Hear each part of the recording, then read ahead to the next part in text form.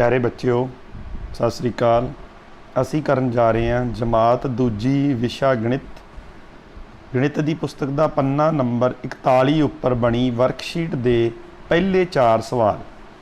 इस वर्कशीट विच तुहाडे वल्लों इस चैप्टर विच कीते गए काम का मुलांकन ही है। आओ असी शुरू करते हाँ। पहला सवाल है खाली थावां भरो। असी हेठां दित्ती सिद्धी गिनती विचलियां खाली थावां नूं भरांगे। 86 तो बाद सिद्धी गिनती पढ़ते हुए खाली थावां भरनियां हन। 86 तो बाद देखो 87 88 99 90 91 92 93 अगे आ गया 94। यह है सीधी गिनती। हेठां दिते हुए सवाल भी इस तरीके ना करने ने। तुसी देख रहे हो 72 तो शुरू करके 80 तक सीधी गिनती लिखनी है। इसनूं तुसी कर लोगे। अगले सवाल ते चलते हैं। अगला सवाल है बिल्कुल पहला की आवेगा। दूसरे सवाल विच तुसी देख रहे हो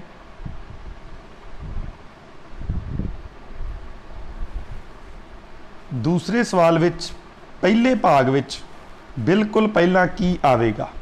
ये है देख रहे हो संख्या दिती हुई है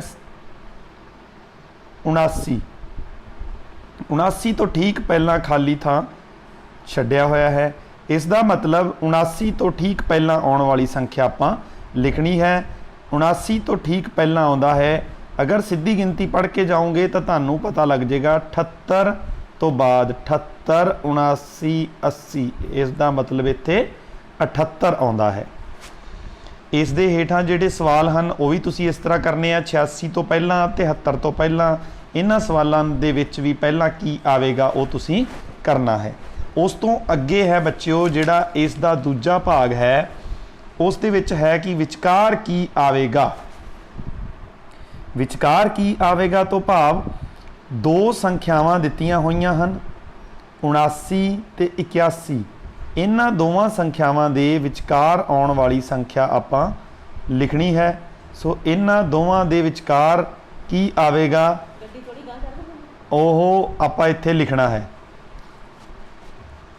79 तो बाद देखो 79 80 81। इसका मतलब कि 79 ते 81 दे विचकार 80 आवेगा। इस तरीके इस दे जिहड़े दूजे सवाल हैं वो भी तुसी करने हैं। इस दे तीसरे भाग विच तुसी देख रहे हो इस दे तीजे भाग विच आउंदा है बिल्कुल बाद की आवेगा। तो बिल्कुल बाद की आवेगा उसनूं आपां करांगे। देखो इत्थे जो संख्या दिती हुई है वो है 99। उस तो ठीक बाद खाली थां छड्डिया होया है।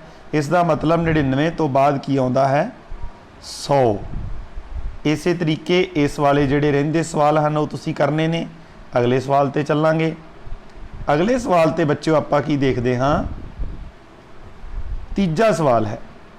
तीजे सवाल दे उपर आपां नूं दिता होया है खाली थावां विच वड्डा है छोटा है जां बराबर है दा चिन्ह भरो। तुसी देख रहे हो ऊपर आ वाला जो चिन्ह है ये है वड्डा है। उस तो अगला है छोटा है जां बराबर है। सो आपां देखते हैं इस दे हेठां दिते हुए सवालों नूं आपां करते हैं खाली थावां दे अंदर। देखो इत्थे दो संख्यावां एक साइड ते संख्या दिती हुई है 84। दूजी साइड ते संख्या दिती हुई है 48। संख्या नूं वड्डी अते छोटी संख्या दे बारे पता करना तुसी पहलां सीख चुके हो। किवें पता करते हैं एक बारी दोबारा दसांगा। आपां दोनों संख्या दे सब तो पहला दहाई दे अंक नूं देखांगे। दहाई दा अंक जिस संख्या दे विच वड्डा है वो संख्या वड्डी है। तो 84 संख्या वड्डी है। इस विच दहाई दा अंक जो है वो 8 है। वड्डे दा निशान है बच्चों आ वाला साइन आपां लाउणा है। इस दा मतलब आपां इहनूं बोलदे की हाँ 84 वड्डा है 48 तो। इस तरीके नाल छोटा है दा साइन है अते बराबर दा। इस तो अगे इधर भी की है 97, इधर भी की है 97। इसका मतलब दोनों के दहाई के अंक भी बराबर हैं, इकाई के अंक भी बराबर हैं। इसका मतलब अपनियां दोनों संख्यावां बराबर हैं, इस करके आप इत्थे बराबर का निशान लावांगे। इसका मतलब है दोनों संख्या बराबर है, कोई वड्डी या छोटी नहीं है। इस तो अगले सवाल में बच्चों आप देख रहे हैं एक साइड ते 75 है, एक साइड ते 75 ते एक साइड ते 80 है। आपां दोनों विचों वड्डी ते छोटी संख्या का निशान इत्थे लाउणा है। 75 विच दहाई का अंक 7 है, 80 विच दहाई का अंक 8 है, इस करके 80 संख्या 75 नालों वड्डी है। सो 75 छोटी है तो आप छोटे वाला निशान लावांगे। इसका मतलब है 75 छोटी है 80 नालों। उस तो अगला सवाल है मिलान करने वाला।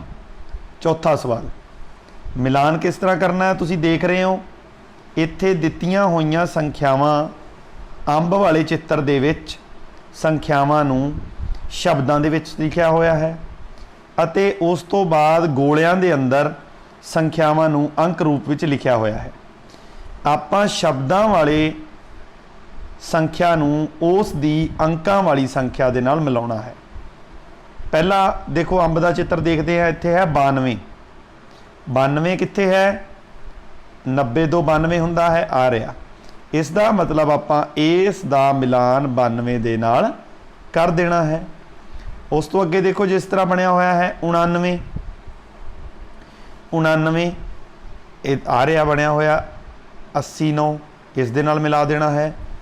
72 72 नूं 72 दे नाल मिला देना है। इस तरीके तुसी इन रहिंदे सवालों नूं इसे तरीके पूरा करना है। ये 4 सवाल इस वर्कशीट दे आपां कर लए हन। अगले सवाल नाल फिर मिलांगे। थैंक यू, धन्यवाद।